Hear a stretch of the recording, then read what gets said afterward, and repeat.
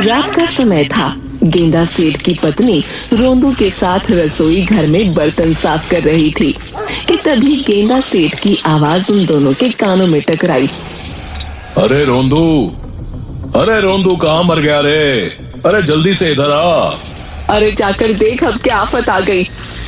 लेकिन मालकिन, ये बर्तन आप अकेले कैसे धोएंगी?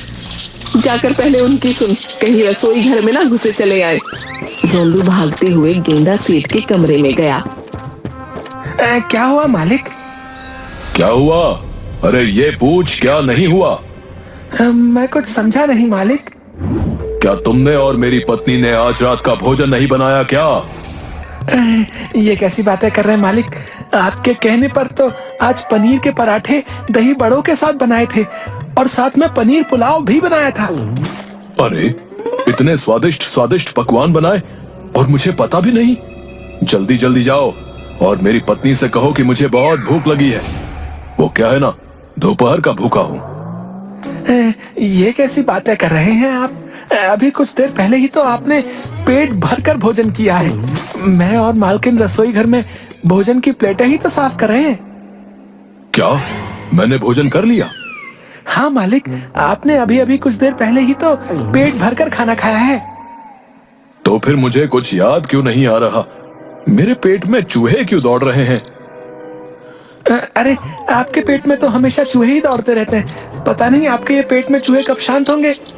रोंदू ने इतना कहा ही था कि तभी गेंदा सेठ की पत्नी गुस्से से पैर पटकते हुए आई। इनके पेट के चूहों को किसी दिन बहुत सारी नींद की दवाई दे दूंगी। उस दिन इनकी भूख हमेशा के लिए खत्म हो जाएगी। ये कैसी बातें कर रही हो तुम? तुम तो मेरी पत्नी हो। क्या तुम नहीं जानती, अगर मेरे पेट के चूहे शांत हो गए तो मैं स्वर्ग सिधार जाऊंगा और तुम विधवा हो जाओगी। मुझे नहीं पता तुम्हें स्वर्ग मिलेगा कि नरक, लेकिन मुझे पूरा विश्वास है कि तुम्हें वहाँ से भी धक्के देके बाहर निकाल दिया जाएगा, क्योंकि तुम वहाँ पे भी किसी को खाने तो दोगे नहीं। अब जाकर सो जाओ, खाना खत्म हो गया और राशन पानी भी खत्म हो गया है। अब तुम्हें खाना कल दोपहर में मिलेगा। अपनी पत्नी की बात सुनकर गेंदा सेठ चुपचाप लेट गया, मगर वो भूख से सारी रात करवटें बदलता रहा। अरे अब क्या करूं भला? भूखे पेट किसी को नींद आती है क्या? समय देखता हूं कितना हुआ है। गेंदा सेठ घड़ी पर समय देखने लगा। सुबह के 5 बज गए। मेरी पत्नी भी सो रही है। मुझे रसोई घर जाना चाहिए। रात का कुछ ना कुछ खाना जरूर रखा होगा, उससे ही कुछ भला हो जाएगा। गेंदा सेठ दबे पांव रसोई घर में गया।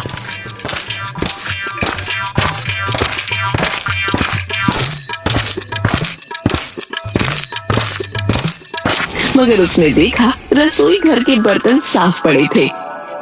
इसका मतलब मेरी पत्नी सही कह रही थी, राशन पानी भी खत्म हो गया है। अब मैं क्या करूं? मुझे तो बहुत तेज भूख लगी है। एक काम करता हूं, बाहर जाकर कुछ जुगाड़ पानी करता हूं।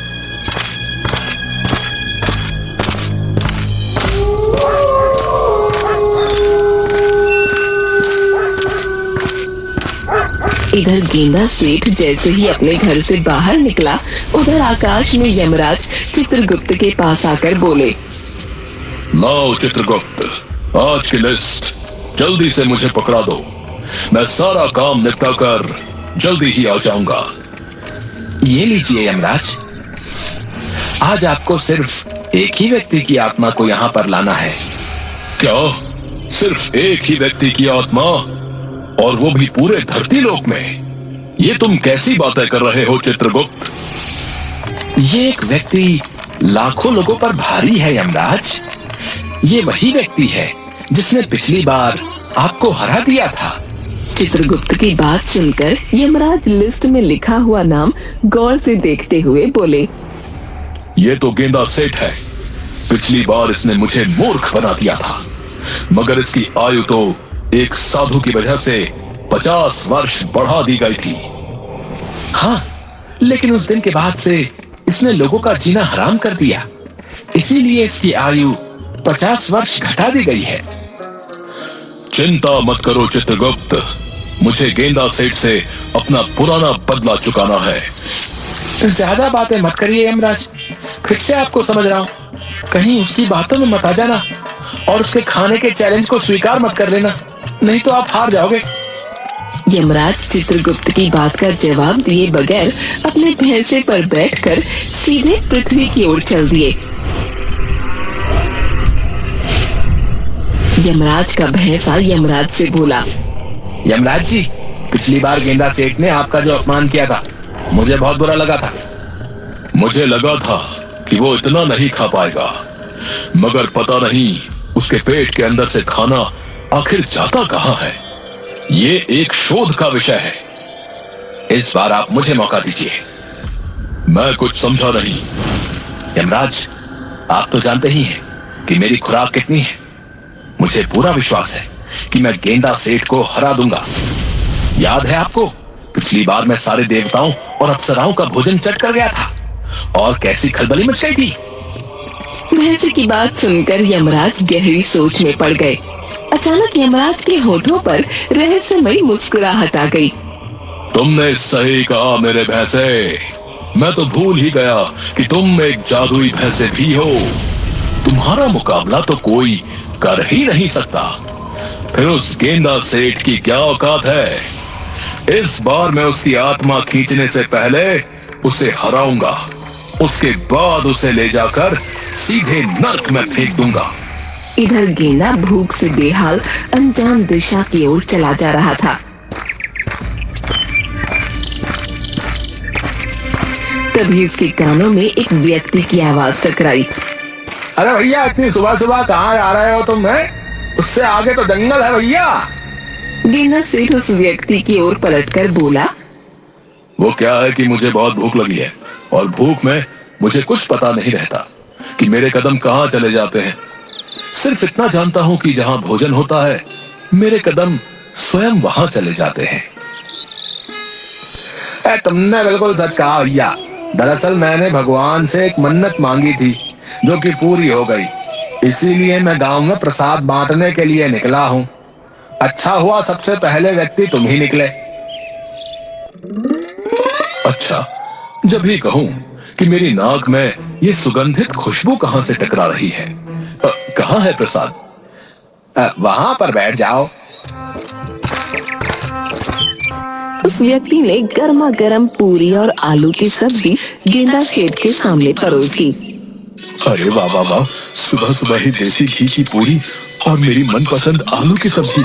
आज तो मजा आ गया।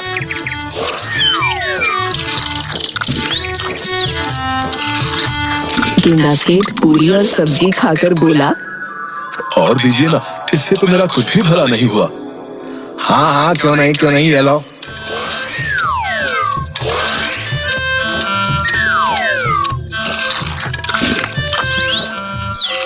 गेंदा सेठ कुछ ही देर में 150 पूरियां खा गया। अब लग रहा है जैसे कि पेट में कुछ जा रहा है। और लाओ ना। आखिर तुम कौन हो भाई? हैं? मैंने गांव में प्रसाद बांटने के लिए 200 पूरियां बनवाई थी, 150 तो तुम ही खा गए। अरे तो तुम्हारी पूरी 50 पूरियां बची है ना, तुम अब उसे बांटकर क्या करोगे? वो भी मुझे दे दो, भगवान बहुत प्रसन्न होंगे तुमसे। उस व्यक्ति ने क्रोधित होकर वो 50 पूरियां गेंदा सेठ को पकड़ा दी और गुस्से में पैर पटकता हुआ दूसरे व्यक्ति से बोला, भैया, ये आदमी है या यमराज का भैंसा? पूरी 200 पूरियां खा गया। अब मैं मंदिर के बाहर प्रसाद कैसे बांटूंगा भैया? आपको 200 पूरियों का इंतजाम दोबारा करना होगा। तुम सही कह रहे हो भैया, मैं और प्रसाद तैयार करवाता हूँ जब तक तुम मंदिर पहुँचो। इतना कहकर वो दोनों व्यक्ति अलग अलग दिशाओं में चले गए। गेंदा सेठ खाते हुए उन सब की बातें गौर से सुन रहा था। अरे वाह, फिर तो मजा आ गया। मंदिर में भी सारी पूरियां मैं ही खाऊंगा। किसी भूखे को भोजन कराना कितना पुण्य का काम होता है। भगवान इस व्यक्ति से बहुत ज्यादा प्रसन्न हो जाएंगे। कुछ घंटे बाद गेंदा सेठ धीरे धीरे कदमों से मंदिर की ओर बढ़ा, जहाँ पर वही दोनों व्यक्ति प्रसाद बांटने की तैयारी कर रहे थे। अरे तुम यहाँ क्यों आए हो? अरे तुम ही तो बातें कर रहे थे कि तुम मंदिर में भी प्रसाद बांटोगे, तो सोचा कि मैं भी थोड़ा सा प्रसाद चख लूं। भैया भगवान के वास्ते यहाँ से चले जाओ भैया। और भी बहुत से लोग प्रसाद खाना चाहते हैं, कम से कम उन्हें तो खाने दो। तुम मेरा अपमान कर रहे हो। तुमने भगवान से मन्नत मांगी थी प्रसाद बांटने की, और देखो मैं तुम्हारा प्रसाद खाना चाहता हूँ, मगर तुम मुझे अपमानित करके भगा रहे हो। देखना, ईश्वर का प्रकोप बहुत जल्दी तुम पर टूटेगा।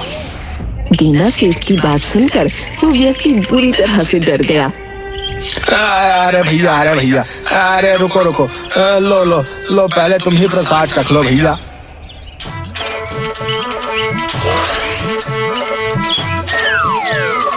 गेंदा सेठ चखने के नाम पर सारी पूरियां खाते हुए बोला, क्या बस इतना ही चखने को दोगे? थोड़ी और पूरियां लाओ। भैया तू इंसान है या यमराज का भैंसा है? हे ईश्वर, आखिर तू इसे अपने पास क्यों नहीं बुलाता? अरे इतने सारे अच्छे इंसानों की यमराज आत्मा खींच कर ले जाते हैं, इसकी आत्मा क्यों नहीं खींच ले जाते? उस व्यक्ति ने इतना कहा ही था कि तभी भैंसे पर सवार होकर यमराज हंसते हुए वहां पहुंच गए। यमराज को देखकर वो व्यक्ति बुरी तरह से डर गया। अभी तुम्हारा समय नहीं आया है। मैं तो इस गेंदा सेठ की आत्मा को ले जाकर नर्क में डालने वाला हूँ। यमराज की बात सुनकर गेंदा सेठ अंदर से बुरी तरह से डर गया, मगर अचानक उसे कुछ याद आ गया। यमराज जी, आप शायद भूल रहे हैं मेरी आयु 50 वर्ष बढ़ा दी गई है। हाँ, एक साधु की प्रार्थना से तुम्हारी आयु 50 वर्ष बढ़ा दी गई थी, मगर तुमने उस दिन के बाद इतने लोगों का खाना हराम कर दिया, इसीलिए तुम्हारी आयु फिर से घटा दी गई है। अब तुम्हारा समय आ गया है। मेरा तुमसे वादा है, नर्क में मैं तुम्हें खाने को तरसा दूंगा। तभी यमराज का भैंसा यमराज से बोला, रुक जाइए यमराज जी, शायद आप भूल रहे हैं हम दोनों में क्या बातचीत हुई थी। पहले अपने अपमान का बदला लीजिए, उसके बाद इसकी आत्मा इसके शरीर से खींचकर नर्क में डाल दीजिए। तुमने सही कहा, मैं तो भूल ही गया कि मुझे इससे अपना बदला भी चुकाना है। कैसा बदला यमराज जी? मैंने आपका क्या बिगाड़ा है? तुम्हारा और मेरे भैंसे का एक मुकाबला होगा, खाने का मुकाबला।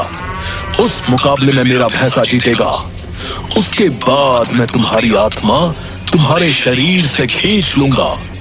यमराज की बात सुनकर गेंदा सेठ के मुंह में पानी आ गया और उसके दिमाग में एक योजना भी आ गई। मैं आपकी इस प्रतियोगिता में एक शर्त पर भाग लेने के लिए तैयार हूँ। कौन सी शर्त? आपको मेरी आयु 100 वर्ष बढ़ानी पड़ेगी। ये मेरा काम नहीं बल्कि भगवान का काम है। ठीक है, अगर भोजन करके ही मेरी किस्मत में मरना लिखा है तो यही सही। कम से कम मरने से पहले पेट भरकर भोजन तो कर सकूंगा। कुछ ही देर में मुकाबला शुरू हो गया। गेंदा सेठ के सामने उसके सारे पसंदीदा व्यंजन रखे हुए थे। गेंदा सेठ और यमराज का भैंसा भोजन पर टूट पड़े।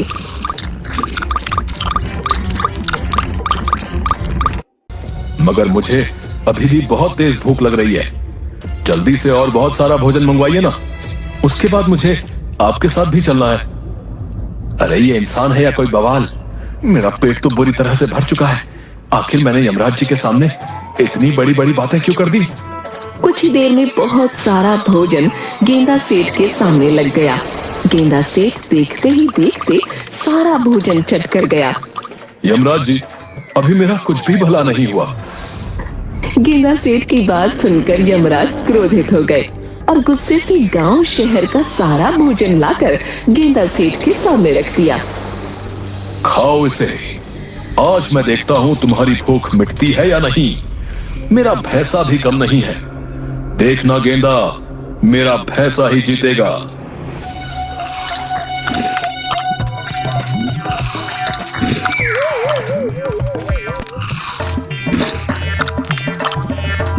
मगर गेंदा सेठ वो भोजन भी चट कर गया। और भोजन लाओ यमराज जी, अभी मुझे और भूख लग रही है। मेरे पेट में चूहे दौड़ रहे हैं। बस अब मैं भोजन का एक निवाला भी नहीं खा सकता। अगर मैंने एक निवाला भी खाया तो मैं गिर जाऊंगा। अब मैं क्या करूं? तभी यमराज के कानों में एक आवाज टकराई। गेंदा सेठ की आयु 50 वर्ष और बढ़ा दी गई है, क्योंकि इसकी भूख कोई नहीं मिटा सकता। मुझे डर है कहीं ये सारे पृथ्वी वासियों का भोजन ही ना खा जाए। तुम वापस आ जाओ। गेंदा सेठ, तुम्हारी आयु फिर से 50 वर्ष बढ़ा दी गई है, लेकिन मुकाबला अभी खत्म नहीं हुआ। यमराज ने इतना कहा ही था कि तभी यमराज का भैंसा बेहोश होकर गिर पड़ा। मगर गेंदा सेठ भोजन खाने में व्यस्त रहा।